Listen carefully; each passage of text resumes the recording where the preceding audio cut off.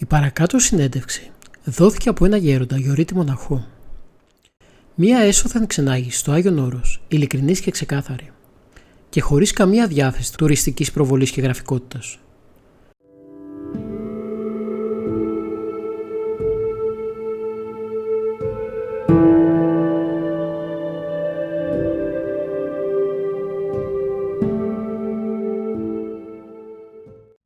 Πήγα στο Άγιον Όρος στα 1930. Η πρώτη μου εντύπωση, παιδάκι τότε που ήμουνα, ήταν που είδα πολλούς μαυροφόρους και περίμεναν το βαπόρι. Βγήκαν κι άλλοι μοναχοί που είχαν μπει από τη Θεσσαλονίκη. Στα ερημητήρια του Αγίου Όρους φτάσαμε έπειτα από 3,5 ώρες βάρκα με κουπί. Όταν φτάσαμε εκεί, σε ένα λιμνοβραχίωνα, άρχισε ο ανήφορος να ανέβουμε στο βουνό. Καλά τα παραλιακά, ήταν ωραία. Έβλεπε κανείς τα μοναστήρια, το ένα κατόπιν του άλλου από την νότια πλευρά και τα θαύμαζε. Ρωτούσα όλη την ώρα: τι γίνεται, πώς είναι τούτο, ποιο είναι εκείνο. Οι γεροντάδες που ήταν μέσα μου απαντούσαν βέβαια, αλλά η παιδική περιέργεια και φαντασία ήταν ατέλειωτη. Και πολλές φορές δεν μιλούσαν οι γεροντάδες, γιατί τους είχα παρενοχλήσει. Γιατί είναι τούτο έτσι, πώς είναι εκείνο αλλιώς. Τελικά φτάσαμε στον προορισμό μας και ανεβήκαμε πάνω. 1 ώρα ήταν ο ανήφορος. Οι μοναχοί ήταν φορτωμένοι στην πλάτη. Ιούλιος μήνας ήτανε. Εφαινόταν από μακριά τα βράχια που είχαν χαμόκλαδα, σαν να έκαιγε ο τόπος. Κι εγώ μικρός που ήμουνα, είχα γίνει μουσκεμα. Κι εγώ ήμουν ολόκληρος κι όλο ρωτούσα: φτάσαμε. Έλεγαν οι γεροντάδες: λίγο παραπάνω. Και λίγο παραπάνω και λίγο παραπάνω. Τέλος πάντων, πιάσαμε τη 1 ώρα. Και μετά, αφού ανεβήκαμε στην κορφή, πήραμε τον κατήφορο πάλι. Και ρώταγα: τώρα θα κατέβουμε πάλι τον κατήφορο. Χαμογελούσε ο γέροντας ο μεγάλος. Τελικά φτάσαμε στη σπηλιά, στη μικρή Αγία Άννα, στην κοίμηση της Θεοτόκου. Ήταν ένα καλύβι απ' έξω και μέσα ήταν οι σπηλιές που ήταν οι πατέρες. Ήταν 4 πατέρες, ο γέροντας 5ος και εγώ ήμουν ο 6ος. Αφού φτάσαμε εκεί, με πήγανε σε ένα κελάκι. Και εκεί πέρα ίσα ίσα ένα κρεβατάκι είχε, με ένα παραθυράκι, σε ένα άνοιγμα της σπηλιάς. Τίποτα άλλο. Με έβαλαν εκεί και έπεσα ψόφιος από την κούραση. Με πήρε κατευθείαν ο ύπνος. Ούτε κατάλαβα τίποτα και πώς πέρασε η βραδιά. Την άλλη μέρα που ξημερωθήκαμε, βγήκα έξω. Γκρεμός από εδώ, γκρεμός από εκεί. Βουνά, βράχια, κάτι θεόρατα για την ηλικία μου. Τα οποία γίνονταν ακόμη πιο ψηλά. Τελικά αρχίσαμε εκεί πέρα τα πειράματα. Ο γέροντάς μου με πήρε σε ένα εκκλησάκι της Παναγίας, στην κοίμηση της Θεοτόκου. Μου είπε: εδώ είναι το εκκλησάκι μας. Εδώ είναι το προσευχητάριό μας. Βάλε μία μετάνοια στο Χριστό. Έβαλα μία μετάνοια στο Χριστό και εκείνη την ώρα μου λέει έξαφνα: ο πατέρας σου που σε γέννησε πέθανε και τώρα ο πατέρας σου θα είναι ο Χριστός. Το στόμα του Χριστού είμαι εγώ. Πήγαμε και στην Παναγία και εκεί τα ίδια. Μου λέει από αυτή τη στιγμή πέθανε η μάνα σου και η μάνα σου θα είναι η Παναγία. Εκεί κάπως λιγάκι ενοχλήθηκα. Κάτι σαν σύννεφο λύπης πέρασε από μέσα μου. Μετά με πάει στους μοναχούς. Λέει: από σήμερα και μπρος αυτά είναι τα αδέλφια σου. Τα άλλα τα αδέλφια σου που ήξερες είναι πεθαμένα. Έτσι έληξε η παρουσίασή μου στους αδελφούς και άρχισε η καθημερινή ζωή. Το βράδυ μου λέει ο γέροντας: τώρα θα κάνεις κάθε βράδυ 6 μετάνοιες, εδαφιαίες. 6 μετάνοιες, ούτε μία παραπάνω, ούτε μία παρακάτω. Ήταν εντολή αυτή.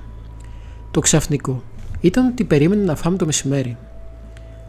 Ένα ποτήρι νερό και ένα παξιμάδι ήταν όλα κι όλα. Εγώ επειδή ήμουν μικρός μου δώσανε 2. Τα έφαγα εκεί πέρα, δεν είχε και τίποτα άλλο. Όλοι οι πατέρες ένα παξιμάδι και ένα ποτήρι νερό είχαν. Το βράδυ τίποτα. Εμένα μου δίναν στην αρχή, επειδή ήμουν μικρούλης, ένα παξιμάδι, αλλά μέσα στο κελί μου. Άρχισαν ύστερα να μου λένε: θα κάνεις αυτή τη δουλειά, γιατί εδώ όλοι εργαζόμαστε. Οι πατέρες ήταν αγιογράφοι, κάναν την αγιογραφία τους και σιγά σιγά μου ανέθεσαν τη σκούπα.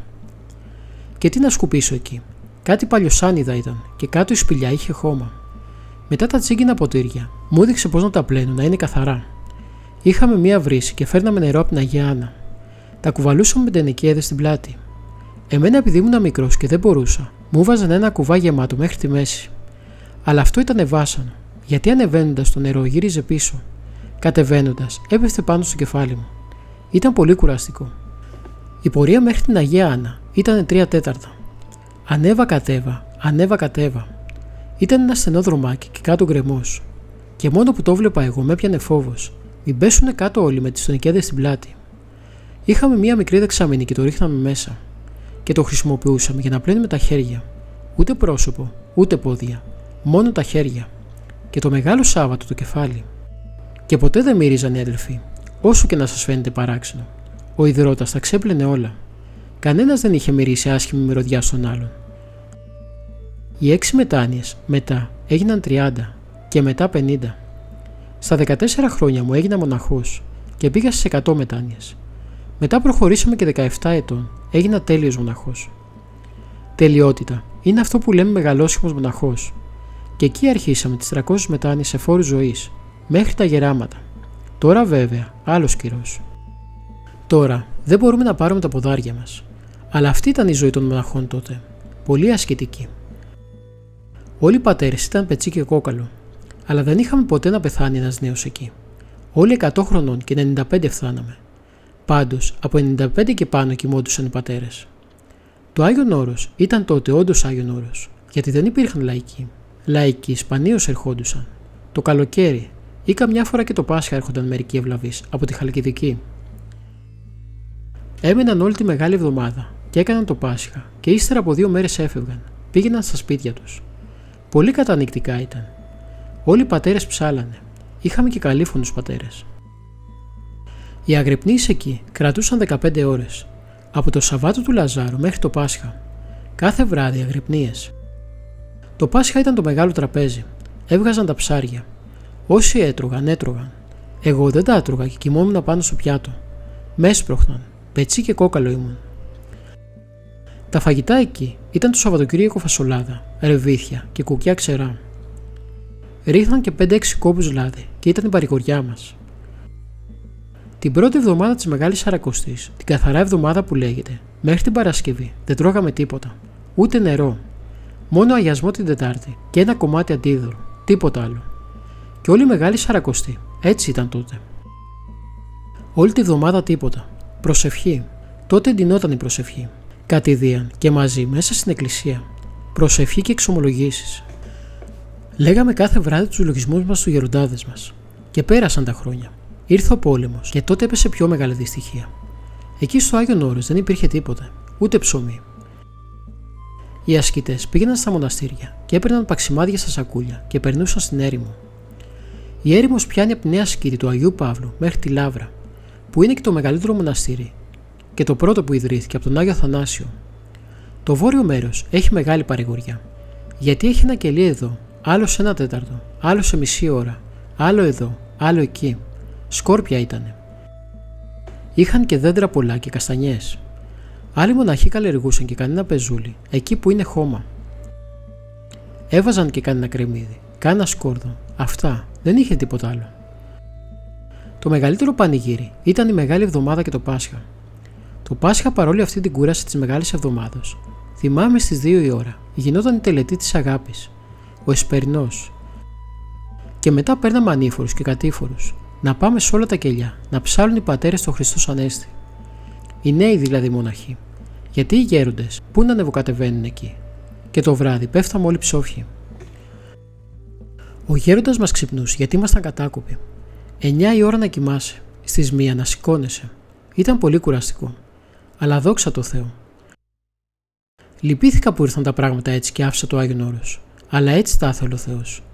Άφησα το Άγιον Όρος το 1949 οριστικά. Γέροντα, μπορεί να ωφεληθεί σήμερα κάποιος αν πάει στο Άγιον Όρος? Σίγουρα θα ωφεληθεί. Γιατί ούκ εκλείψει υπηρέτης του Σατανά, ούτε και δούλος του Θεού. Έχει και σωστούς μοναχούς και στα μοναστήρια, αλλά και στις σκήδες. Θα βγουν πολλοί Άγιοι στο Άγιον Όρος. Αν κάποιος πάει σαν χριστιανός με την προϋπόθεση ότι πάει να βρει κανέναν Άγιο, θα ωφεληθεί πολύ. Αν πάει όμως σαν πονηρός περιηγητής, μάλλον θα σκανδαλιστεί. Διότι τα σκάνδαλα είναι παντού. Και όταν βλέπεις και τόσο κόσμο εκεί πέρα, ο καθένας το κοντό και το μακρύ του. Άλλος το βλέπει ωραίο, από φυσική καλονή. Άλλος το βλέπει από τη ζωή των μοναχών. Όπου υπάρχουν άνθρωποι, υπάρχουν και σκάνδαλα. Γέροντα, θυμάστε κανένα θαύμα στο Άγιον Όρος που να το είδατε εσείς ή να το ζήσατε? Ναι, μόλις σήμερα είχα επικοινωνία με ένα παιδάκι δικό μου που το έχω στείλει χρόνια και είναι και συνονόματος και το ρώτησα κάτι. Γιατί άκουσα του στη σκήτη της Αγίας Άννης η καντήλα η μεγάλη, η οποία ζυγίζει 3 κιλά, κουνήθηκε. Για πρώτη φορά προς έκπληξη των πατέρων εκεί πέρα, γιατί αυτό δεν είχε ξανασυμβεί ποτέ.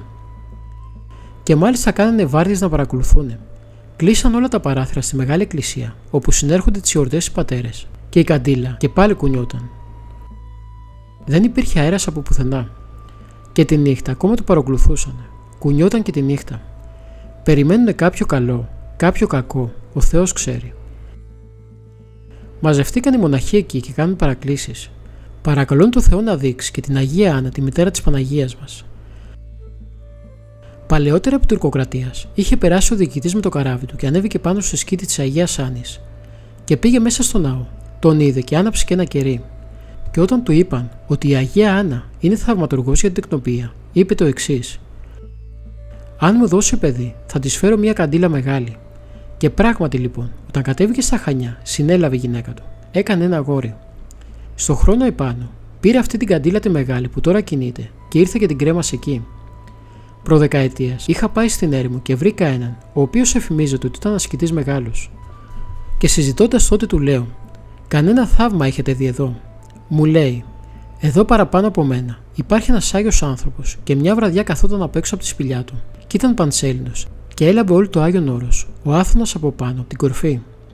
Και για μια στιγμή, όπως κοίταζε ψηλά, βλέπει πύρινες γλώσσες προς τον ουρανό επάνω. Τρομοκρατήθηκε. Νόμιζε ότι πήρε φωτιά το Άγιον Όρος και λέει: «Παναγία μου, καίγεται το περιβόλι σου». Και ακούει φωνή και λέει: «Δεν καίγεται το περιβόλι μου, αλλά είναι οι προσευχές των μοναχών που ανεβαίνουν μέχρι τον ουρανό».